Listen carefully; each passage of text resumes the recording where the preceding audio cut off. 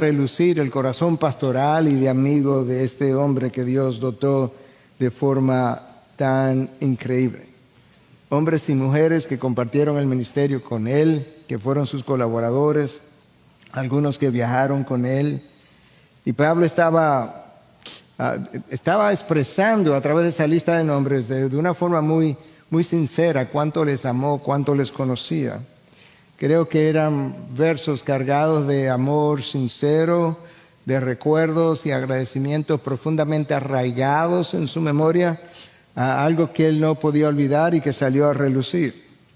Algunas de esas personas, como dije, fueron sus colaboradores, otros arriesgaron su vida por él, otros fueron prisioneros con él en ocasiones.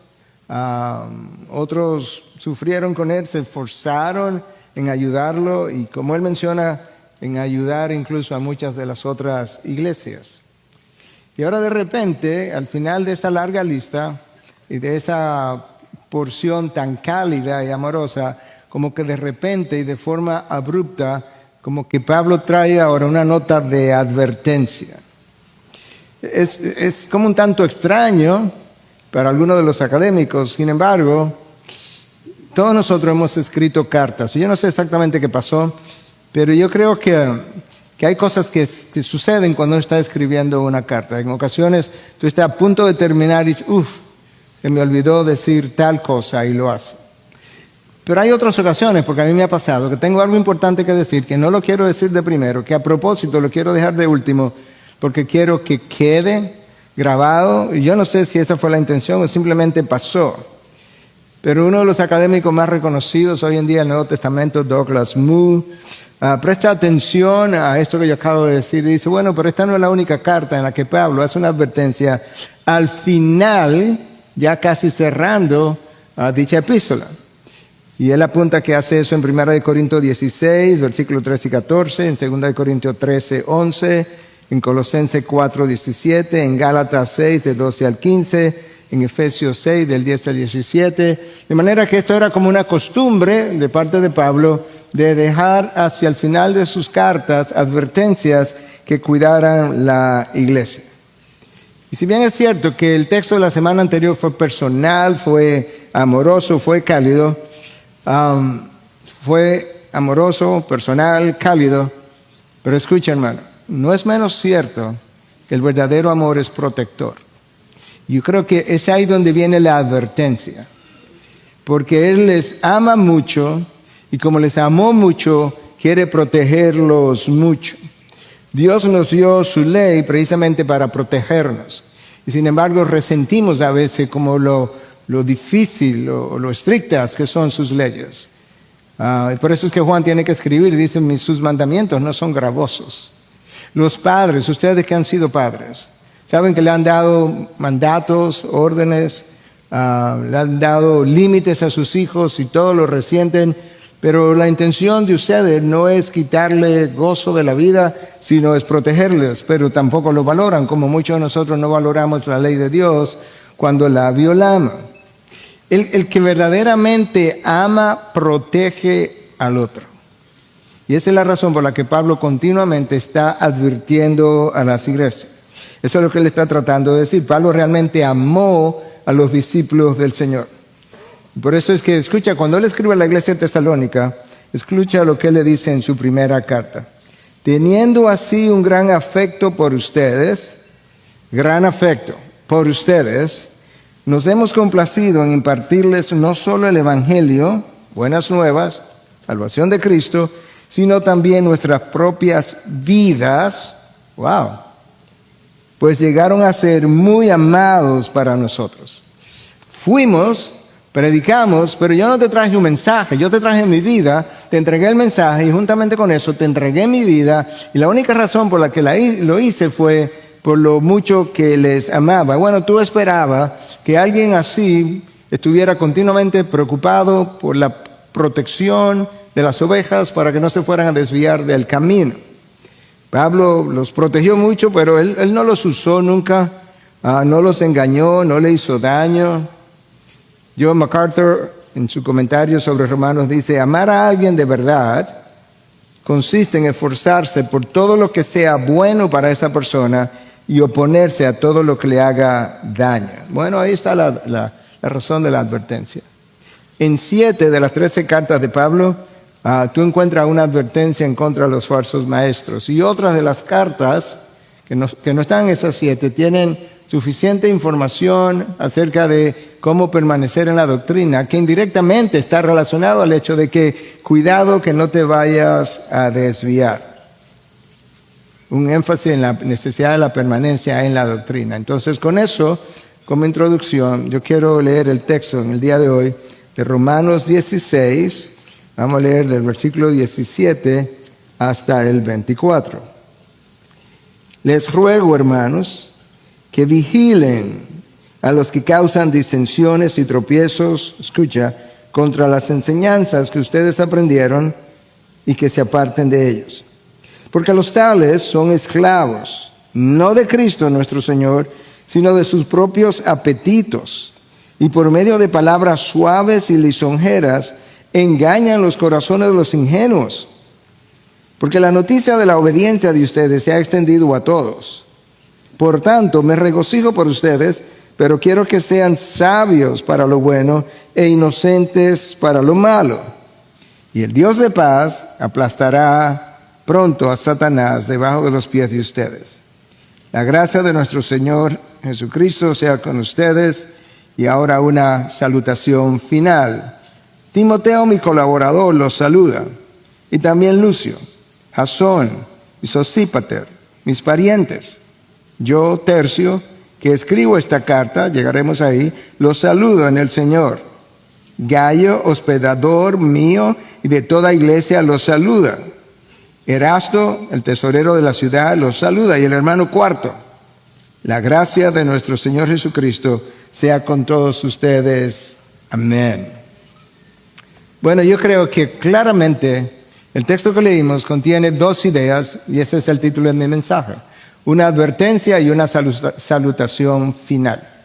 La advertencia está ya al final, lo que nos queda es una doxología, y estas salutaciones de parte de aquellos compañeros que están con Pablo en ese momento en Corinto, donde él escribió esta carta, y él quiere enviarles a la iglesia de Roma un saludo de parte de cada uno de ellos, de manera individual. No les dice, todos los que están conmigo te saludan, no los vas mencionando nombre por nombre. Y en el texto leído, básicamente, tú encuentras 3 llamados de parte de Pablo. El primero, vigilen. El segundo, sepárense. El tercero, sean sabios.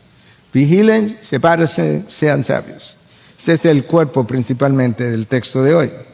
Versículo 17, primera parte. Les ruego, nota el énfasis, les ruego, hermanos, que vigilen, ese es el primer llamado, a los que causan disensiones y tropiezos contra las enseñanzas que ustedes aprendieron. El llamado es a vigilar. Razón, bueno, es que cuando permite que otros distorsionen las enseñanzas que ya ustedes conocen, que ya aprendieron, eso causa divisiones en el cuerpo de Cristo y tropiezos a otros. Aquellos que dividen el cuerpo de Cristo hacen tropezar a las ovejas. Ahora hay diferentes formas como alguien puede causar división en el cuerpo de Cristo, y no vamos a hablar de eso en el día de hoy, sino que quiero puntualizar básicamente que en este caso Pablo está hablando de divisiones que ocurren como fruto de doctrinas extrañas, a fuego extraño por así decirlo, que son introducidas en el cuerpo de la iglesia y que hacen tropezar a las ovejas, que se oponen a la enseñanza que ya ustedes han aprendido. Son las palabras de Pablo. Nota de nuevo, como les mencioné, les ruego. No es una sugerencia, es como, por favor, presten atención, no lo olviden, recuerden esto.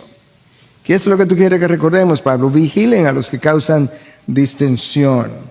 En el original, la palabra vigilen tiene que ver con prestar atención de manera cuidadosa. Escopeo. Presten atención, vigilen. Cuando Cristo estuvo entre ellos enseñando en Jerusalén, Galilea y sus alrededores, Cristo les dijo, tengan cuidado. ¿De quiénes? De los falsos maestros, que vienen disfrazados de ovejas inofensivas, pero en realidad son lobos rapaces. Tengan cuidado. Eso fue en el Sermón del Monte, el sermón más famoso, más conocido en toda la historia redentora. Cristo no terminó su sermón sin decirle, hey, tengan cuidado de esto. Lo mismo que Pablo. Pablo está copiando el patrón de Cristo simplemente. Viene la tarde y yo tuve la oportunidad de hablar con un pastor joven, vive fuera, ministra fuera.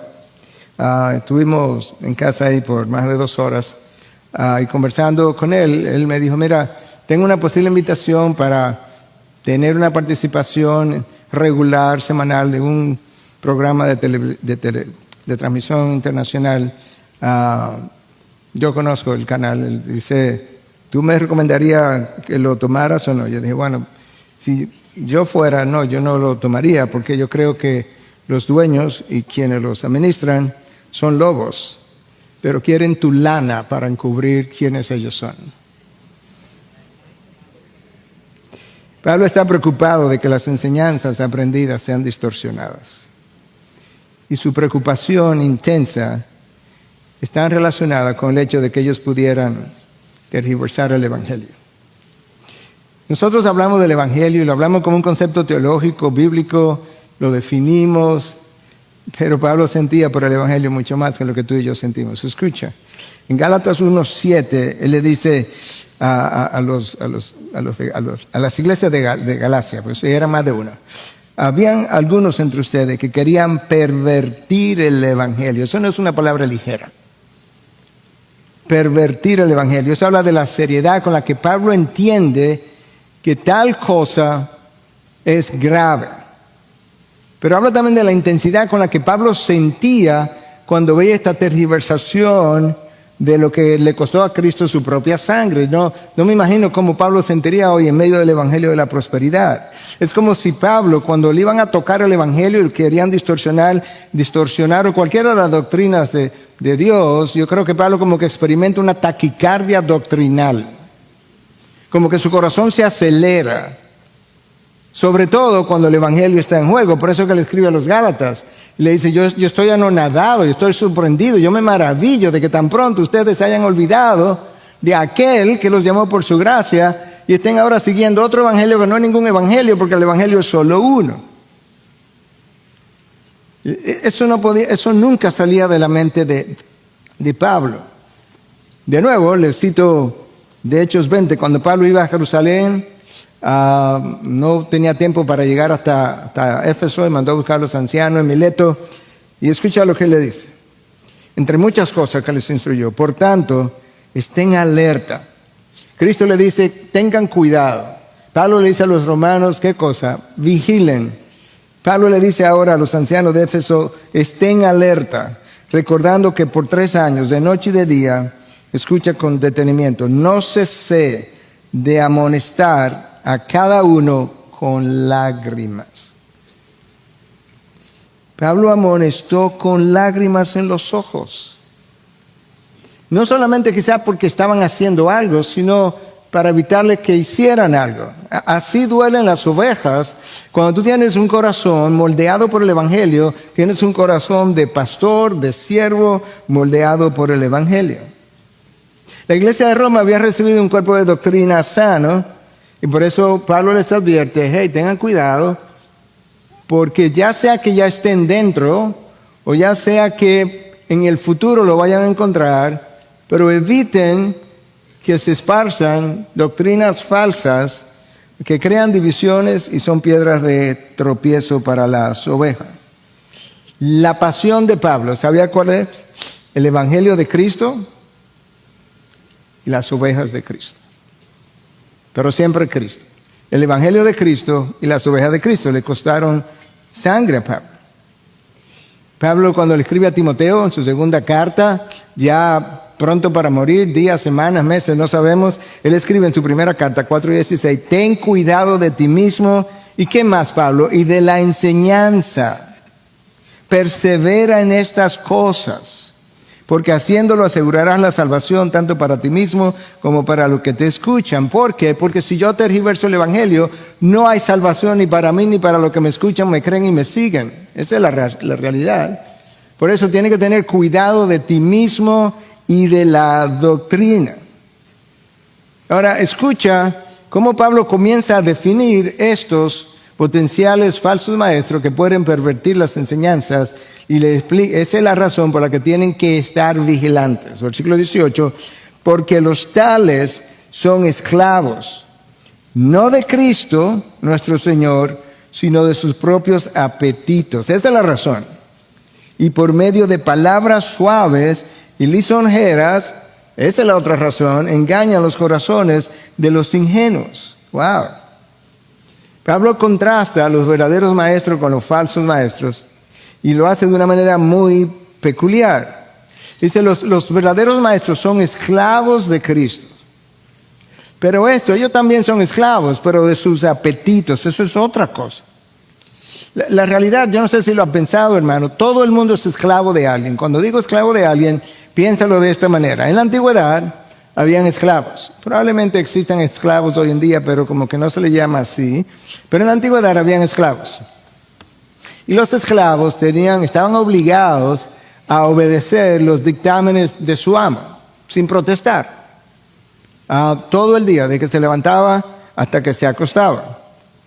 Cuando Cristo lo único que, para poderlo contrastar con Cristo, esos amos eran crueles. Y muchos de esos esclavos murieron en manos de sus amos. Cuando Cristo nos llama a ser esclavos de Él también. Esa es la palabra, doulos. Pero es esclavo la traducción. Porque también necesitamos obedecer sus dictámenes. Pero hay una enorme diferencia entre los amos de la antigüedad y mi nuevo amo, Cristo, porque la manera como Cristo me trata de una forma tan bondadosa, tan amorosa, tan misericordiosa y con la verdad, nunca con la mentira como los falsos profetas hacen, yo no voy a encontrar nada igual en ningún lugar de este planeta o en cualquier otro lugar que pudiera existir. Porque mientras los dictámenes de los amos en la antigüedad destruían a los esclavos, los dictámenes de Cristo nos protegen, nos bendicen, nos santifican, nos traen paz, nos reconcilian con Dios y con otros, nos fortalecen, nos garantizan vida eterna y nos garantizan incluso compartir el reino con Él, llamándonos coherederos. ¡Wow! Tú no quieres servirle a un amo de esa calidad.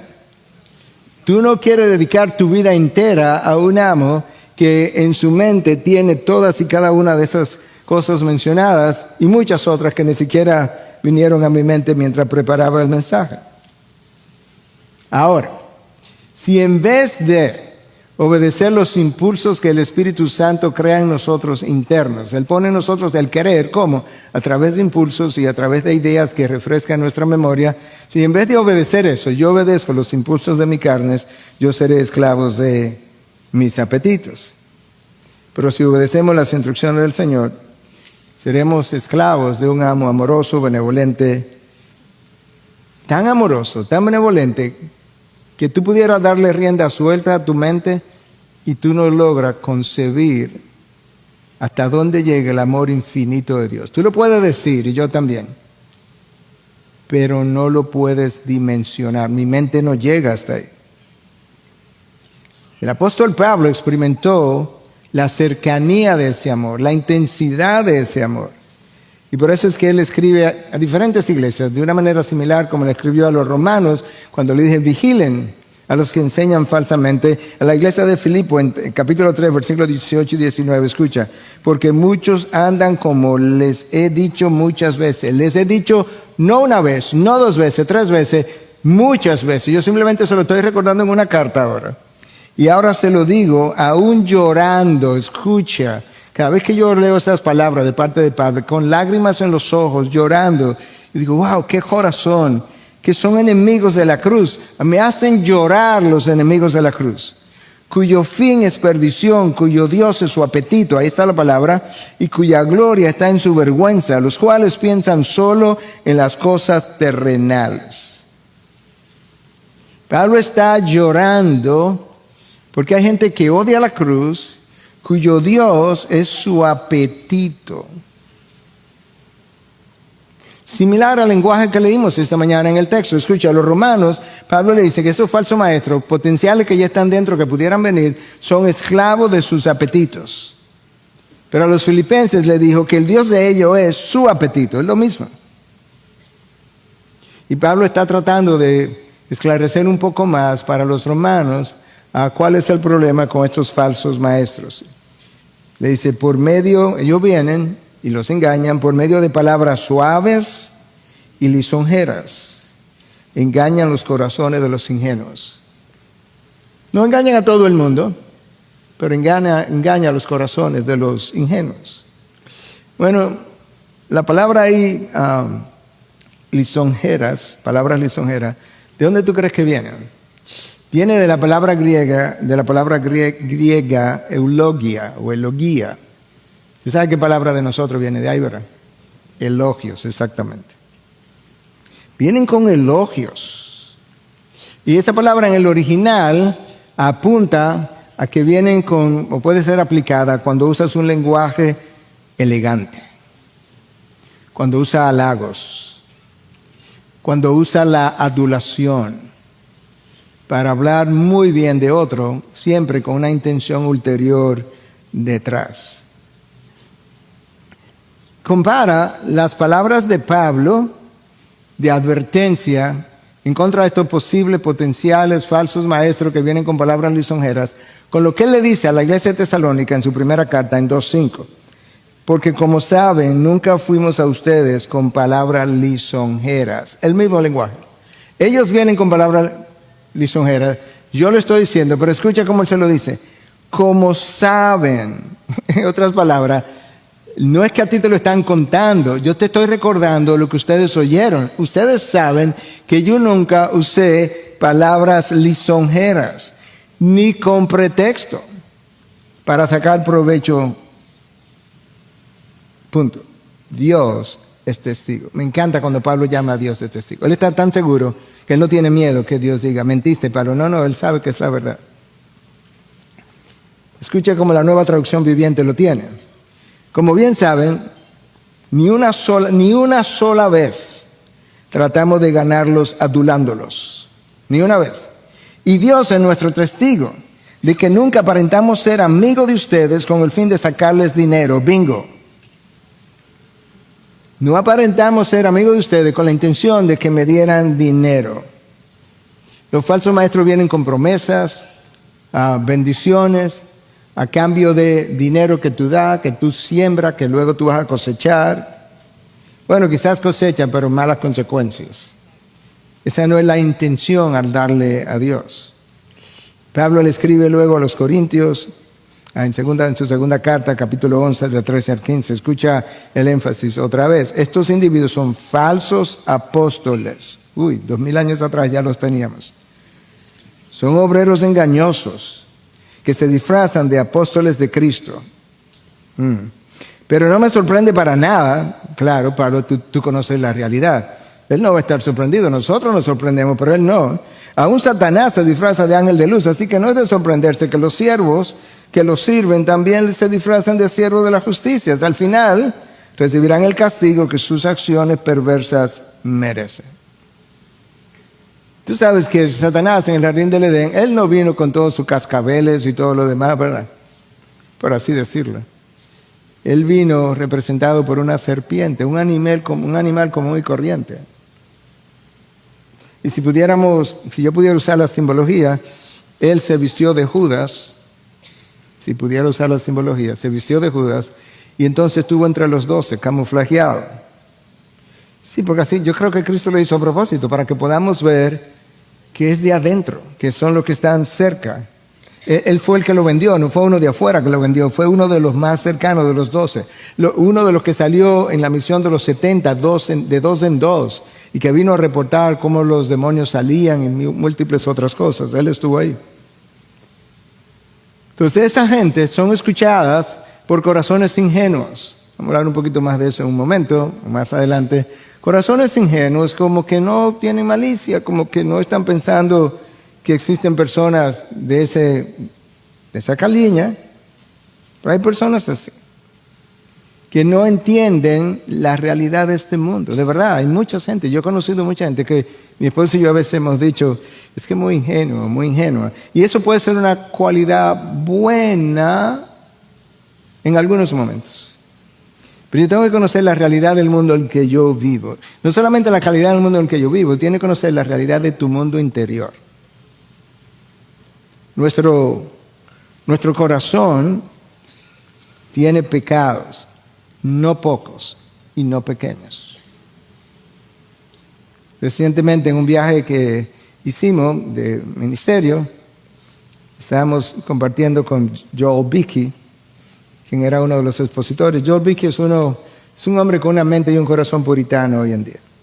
Dios le ha dado un don extraordinario, un gran conocimiento del puritanismo del pasado, sumamente manso, humilde, abordable.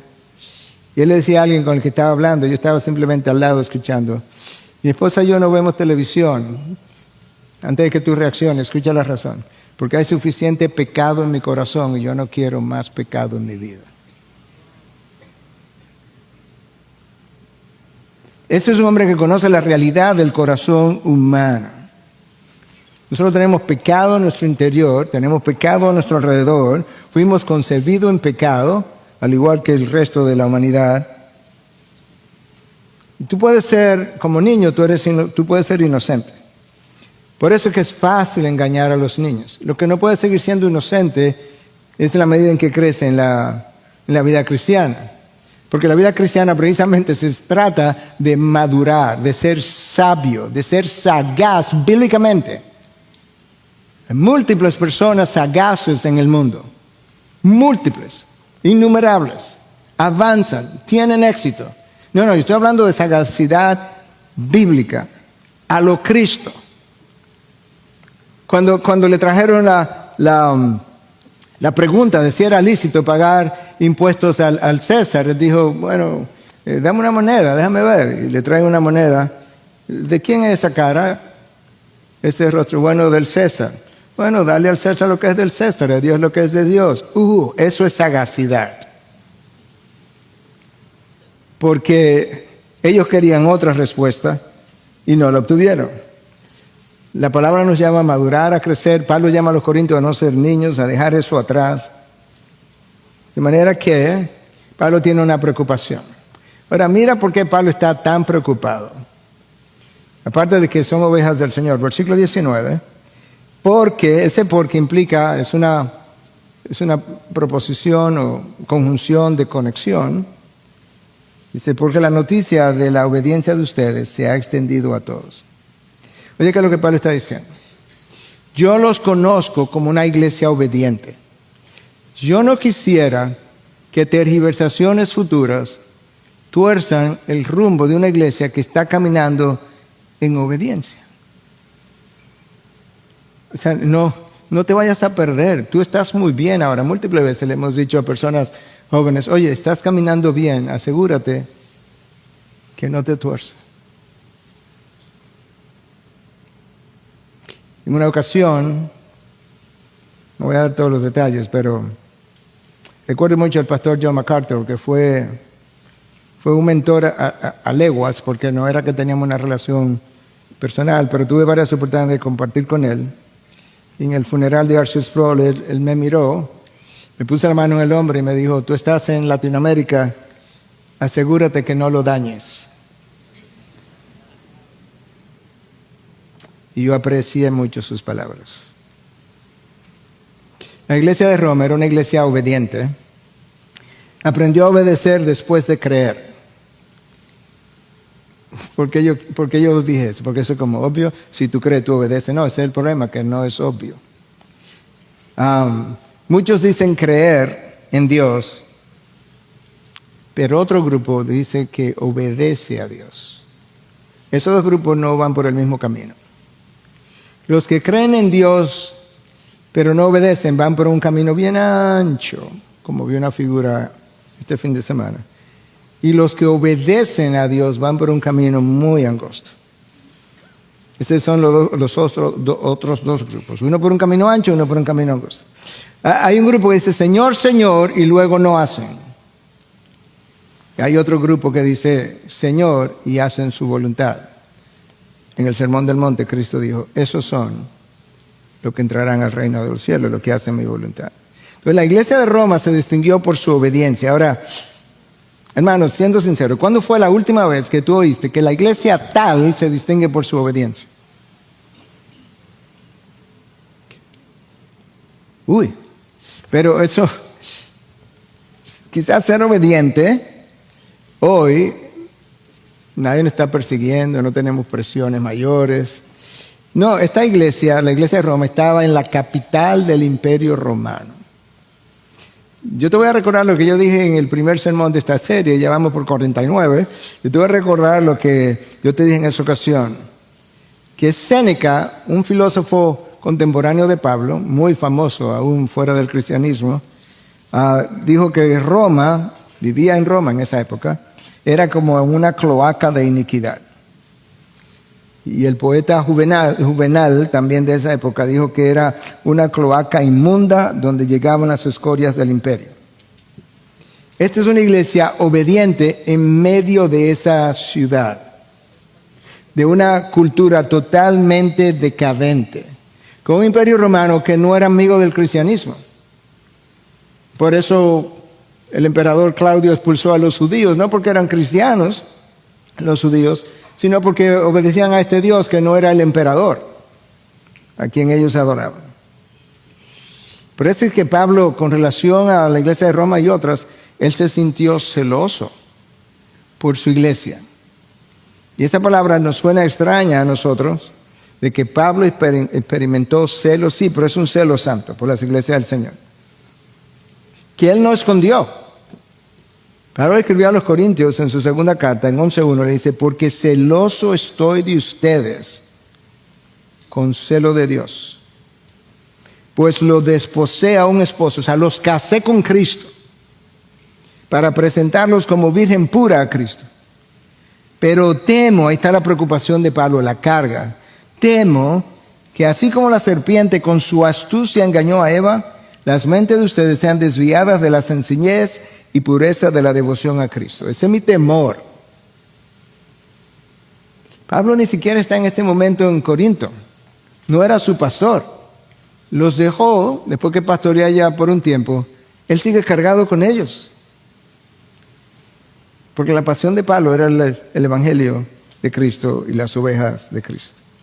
Nos parece raro que Pablo habla de que tenga celo por la iglesia. Este no es el celo que un pastor experimenta porque 3 ovejas, 4, 5, 6, un grupo entero se le va a otra iglesia. No, eso es un celo frecuentemente motivado por inseguridad, por orgullo y cosas de ese tipo. En el Antiguo Testamento, 9 veces Dios dice que Él es celoso. 9 veces. Celoso de su nombre, celoso con su pueblo. Él es un Dios celoso, claro.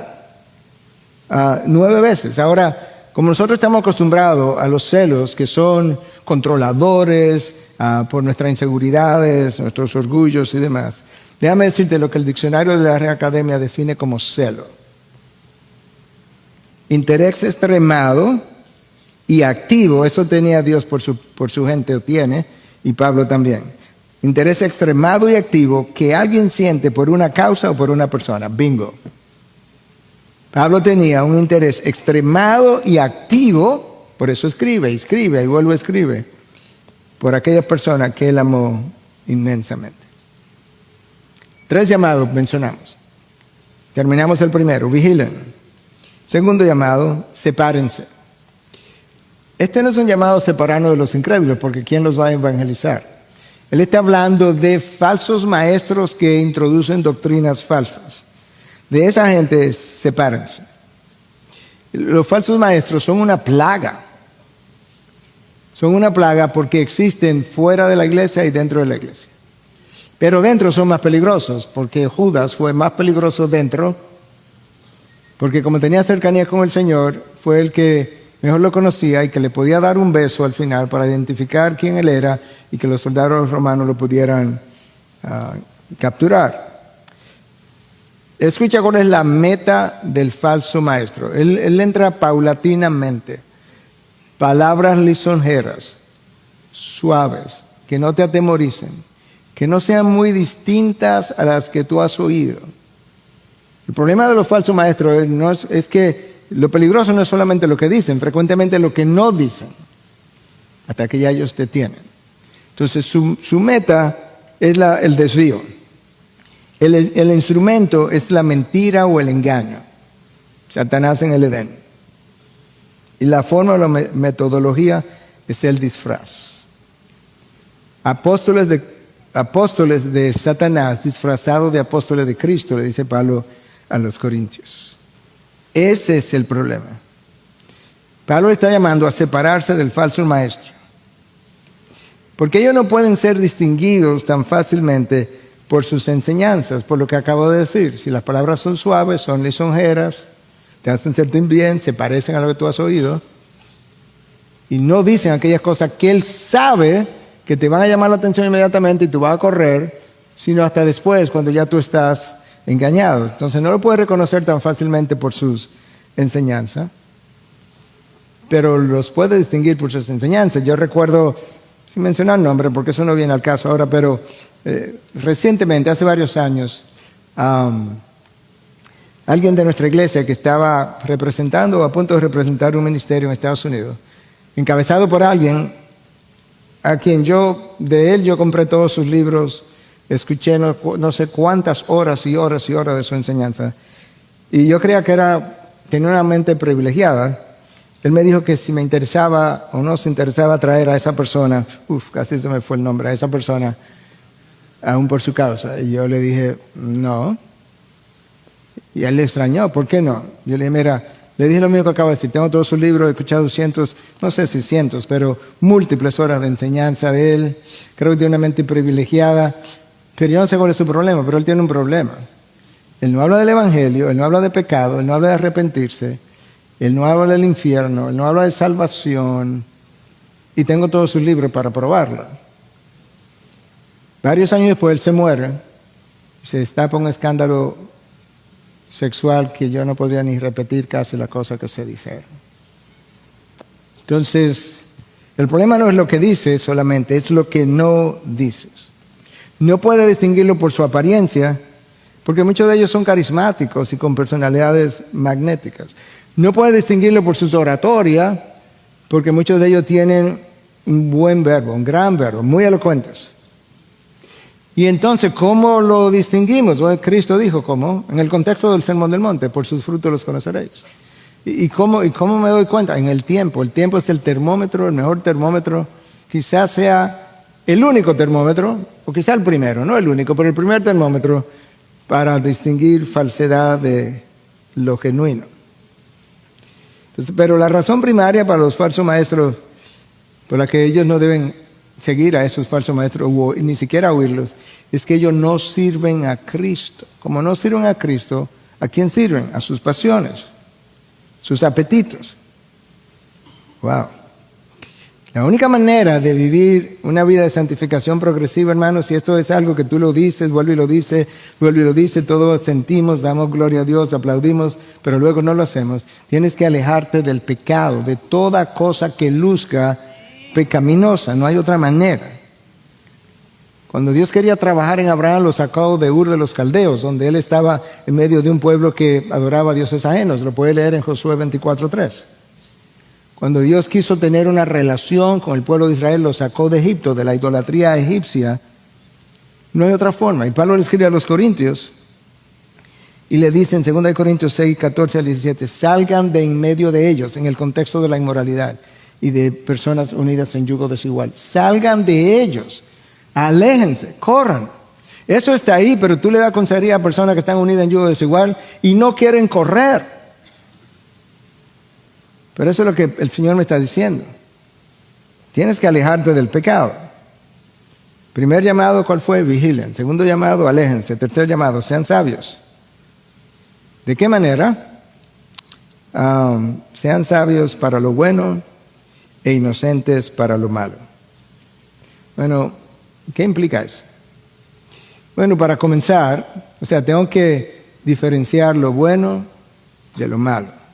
Con relación a lo bueno, necesito ser sabio para saber lo que es y cómo vivirlo, cómo aplicarlo. Y con relación a lo malo, cuando dice sean inocentes para lo malo, Él no está diciendo que seamos inocentes para no poderlo ni siquiera distinguir. No, no. Que seamos inocentes para no desearlo. Tú no ves un niño buscando pornografía. Tú no ves un niño, 3, 4, 5, 6, 7 años, deseando beber alcohol. No, no, él es muy inocente. Eso no está ni siquiera en su mente. Y a eso es lo que Pablo se está refiriendo. Nosotros necesitamos ser sabios e inocentes al mismo tiempo. ¡Qué paradoja! Y eso me va a permitir a mí diferenciar lo profano de lo sagrado, como Dios le dijo a los sacerdotes, los acusó a los sacerdotes del Antiguo Testamento a través de Ezequiel, porque no ayudó, no enseñó al pueblo a diferenciar lo sagrado de lo profano, lo impuro de lo limpio. Es una acusación que está en Ezequiel 3 veces. Eso nos va a ayudar a conocer la diferencia entre una buena acción con motivaciones perversas y una buena acción con buena motivación. Son dos cosas muy diferentes. Judas estaba entre los 12, terminó dándole un beso al maestro. Eso es una buena opción, un beso, con eso tú honras a alguien. Sí, pero la motivación era perversa. Entonces el falso maestro, o mejor dicho, el discípulo maduro, cuando es sabio, puede distinguir esas cosas. Él puede saber lo que es pecaminoso y no tiene que experimentarlo. Él no está coqueteando con amigos que están usando drogas y un día dice, ¿sabes que yo nunca he probado esto y yo no voy a ser adicto, pero como que me gustaría saber a qué sabe y se fuma una hierbita de esa? No, él sabe lo que es pecaminoso y él no tiene que experimentarlo para saberlo. Ser maduro te va a permitir conocer lo que es la voluntad de Dios, que es buena, agradable y perfecta. Entonces, con esa advertencia y con la acción de cultivar esto de ser sabios e inocentes a la vez, sabio para lo bueno, inocente para lo que es malo, pecaminoso, Pablo le dice, y el Dios de paz aplastará pronto a Satanás debajo de los pies de ustedes. Esa palabra aplastará implica exactamente eso, es como lo que llama en inglés crush. Cuando tú pisas una cucaracha, perdón con lo que le tiene miedo, o fobia, y suena de esa manera. Eso es lo que significa. Pero nota, porque he visto en televisión en ocasiones personas decir, no, porque yo te aplasto, Satanás. No, nosotros no nos llamaron a aplastar a Satanás. Nosotros no tenemos cómo, ni fuerza, ni tamaño. Tú ni lo ves. Si Dios te soltara, Él jugara contigo todo el tiempo y ni cuenta te daría. No, dice, el Dios de paz, el Dios lo aplastará pronto debajo de los pies de ustedes. Sí, pero ¿cómo es que debajo de los pies de ustedes? Una sola forma de que eso sea así. Yo estoy en Cristo, cuando Dios lo aplasta, Él fue aplastado debajo de mis pies. Pero porque estoy en Cristo, no porque yo lo hice. El Dios de paz, otra vez paro calificando a Dios. Ha llamado a Dios en el libro de Romanos el Dios de misericordia, el Dios de consolación. Aquí es el Dios de paz. Llegará el momento en que Satanás será quitado del medio, pero no es ahora. Por eso que tengo que ser sabio, sagaz bíblicamente. Y el texto dice que él será removido prontamente. Bueno, cuando yo pienso en la palabra pronto, recuerda que pronto no es conforme a mi calendario, porque pronto es como para el final de este servicio o esta tarde. No, pronto lo dice el Dios que vive fuera del tiempo y del espacio. Pero la palabra pronto también puede implicar, por lo menos viniendo del original, algo que va a ocurrir rápido. Quizá el aplastamiento de Satanás no lo va a tomar, solo quizá 2000 años más, si Cristo viniera hoy. No, va a ser rápido, vamos a terminar con él rápido. Mientras tanto, Él es el promotor de todas las maldades.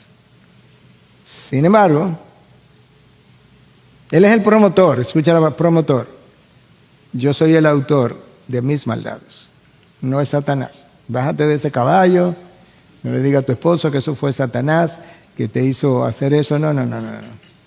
Él puede tentarme a comerme una fruta como en el jardín, pero yo decido si me la como o no la como. Yo estoy enfatizando esto ahora porque no habrá paz alrededor de nosotros hasta que Él sea aplastado. Nosotros no lo aplastamos, eso va a ocurrir, ¿verdad?, en los tiempos finales. Va a pasar pronto o rápido, Pero yo necesito recordar que en el interín habrá pruebas, tentaciones, dificultades. Satanás bate todo eso, lo promueve y luego me dice, aquí está, tú eliges. E incluso me convence de lo bueno que sería esa elección, porque es por un tiempo nada más. Por un tiempo, un fin de semana, una semana, un tiempito. Y Pablo entonces termina esta parte de la carta con este saludo que él vuelve a repetir al final ahorita. La gracia de nuestro Señor Jesucristo sea con ustedes. Y entonces de ahí termina su advertencia y pasa a la salutación. Y yo creo que es interesante verla en unos minutos. Entonces, versículo 21 al 24. Timoteo, mi colaborador, los saluda. También Lucio, Jasón y Sosípater, mis parientes.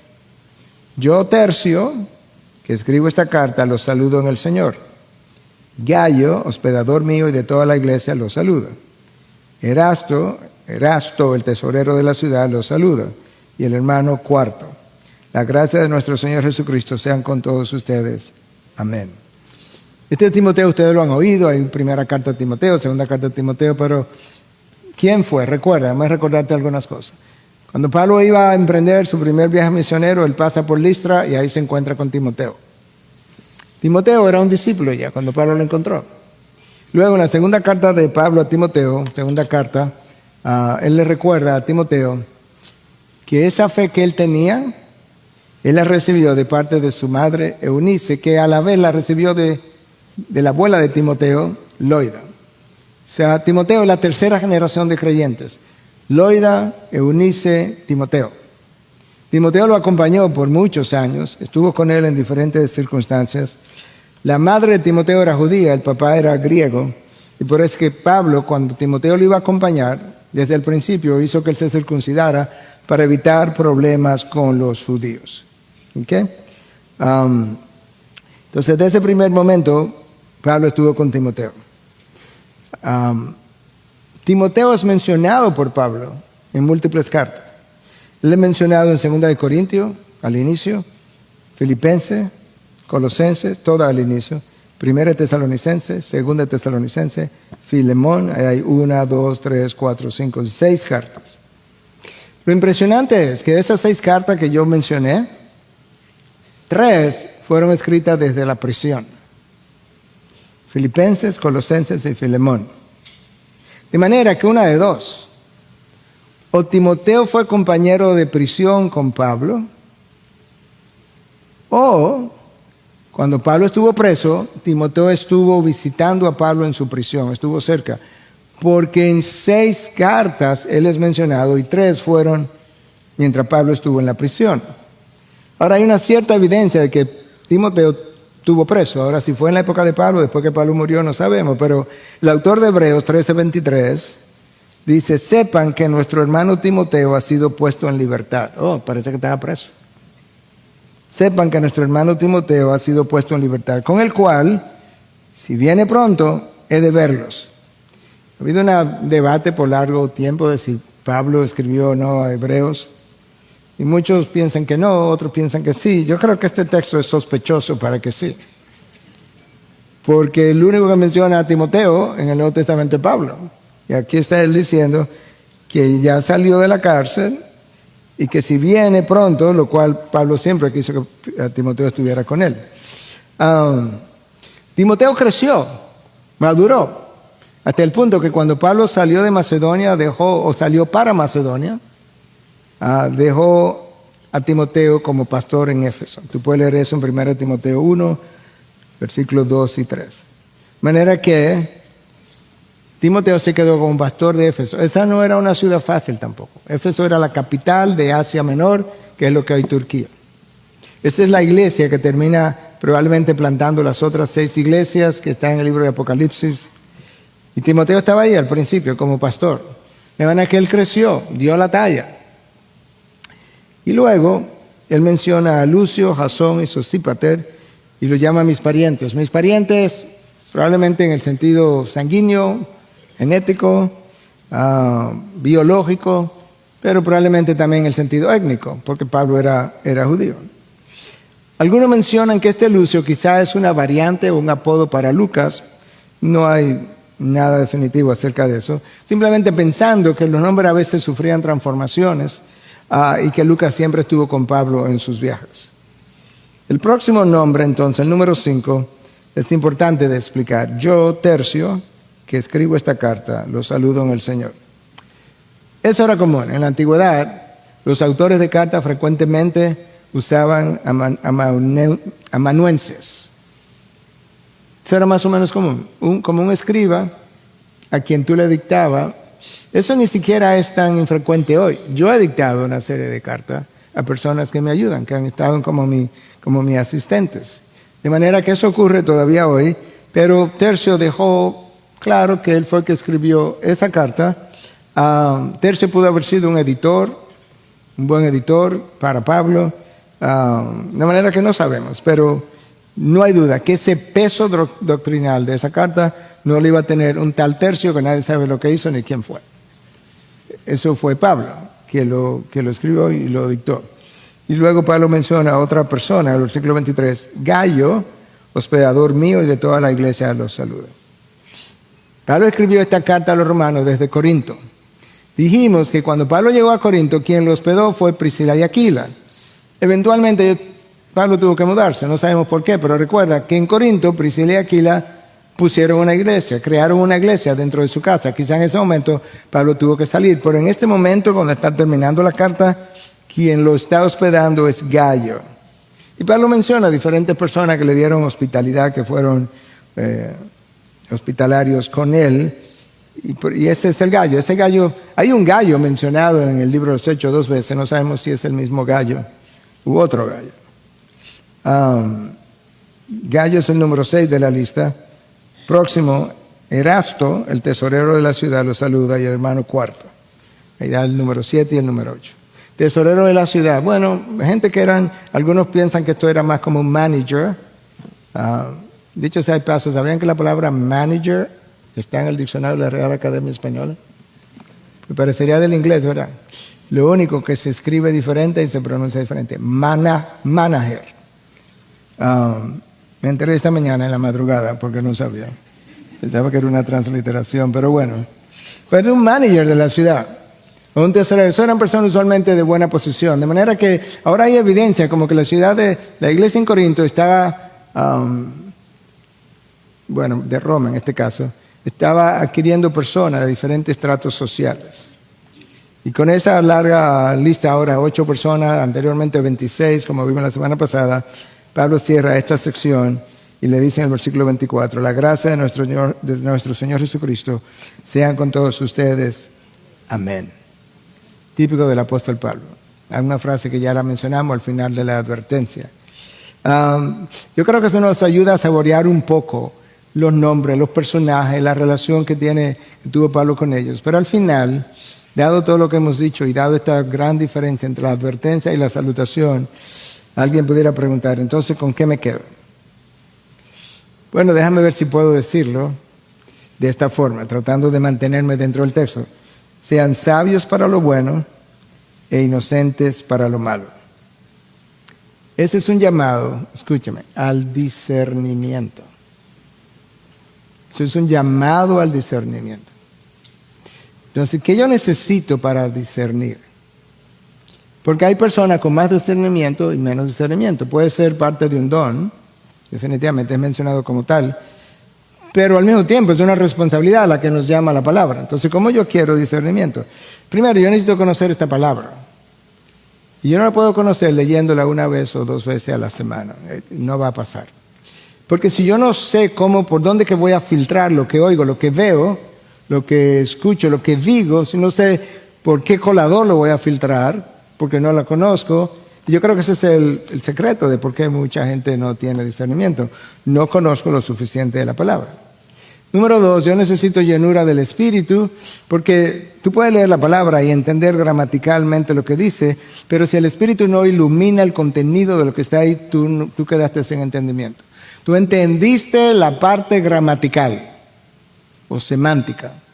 Tú no entendiste el contenido espiritual. Yo necesito llenura del Espíritu para la iluminación e interpretación de la palabra. Yo necesito algo más. Yo necesito determinación y pasión por Dios para vivir la palabra que conozco. Creer es una cosa, vivir es otra. ¿Crees la Biblia o vives la Biblia? Yo necesito determinación, pero no solamente determinación, porque determinación suena como fuerza de voluntad. No, yo necesito una pasión por Dios, porque la pasión por Dios me va a llevar a vivir lo que yo conozco de la Biblia. Necesito una mente bíblica, claro, porque la mente bíblica es la que pone cada cosa en su lugar. Es la que puede diferenciar la verdad del error, una aplicación versus otra, como un caso no es el mismo que el otro, etcétera, etcétera. Una mente bíblica. Y después yo necesito, y finalmente, un espíritu manso y humilde. Un espíritu manso y humilde. Para ser corregible, para ser enseñable, para que yo pueda entender que yo no me la conozco todas, que yo necesito ayuda. A veces la ayuda viene en forma de consejo, pero otras veces viene en forma de preguntas. Y esas cosas nos ayudan a reflexionar. Quiera Dios que me pueda ir a la casa con todo esto, pensar un poco más y tener más apetito por esta palabra de Dios. Pero recuerda algo, al final del camino, Cristo es tu roca. Ahora, yo puedo estar, imagínate que esta alfombra azul sobre la cual yo estoy es una roca. Yo puedo estar sobre esta roca en más de una manera. Yo puedo estar sobre esta roca así, puedo estar así con una sola pierna, puedo estar empinado, y quizás ocurre un terremoto y me caigo, o viene un viento fuerte y me tumba, o yo puedo estar en la roca abrazado de su palabra y que el viento venga y me sostenga porque estoy anclado en su palabra. Yo menciono eso porque cuando estés cantando, yo te he dicho esto múltiples veces, yo quisiera que pueda rumiar lo que está detrás de las palabras. Si Cristo es tu roca, no es solamente qué implica eso, es cómo me mantengo sobre la roca. Y la única forma de hacerlo es que tú estés anclado, imagínate que la palabra es un ancla, y el ancla está dentro de la roca. Y ahora tú podrás sobrevivir las tormentas. Padre, gracias por tu palabra que nos ancla. Danos personas ancladas en tu palabra. Danos una iglesia anclada en tu palabra. Danos una nación que celebró este mes, el mes de la Biblia, pero una celebración no es lo mismo que tener un ancla, una nación cuyo destino esté anclado en tu palabra. Porque solamente así prosperarán nuestros caminos para bien y solamente así podemos honrar tu nombre y aquellas cosas que tú has plasmado en dicha palabra. Sé con tu pueblo ahora mientras cantamos. Permítenos cantar no solamente con los labios, con la mente, pero también con el Espíritu. En Cristo Jesús. Amén.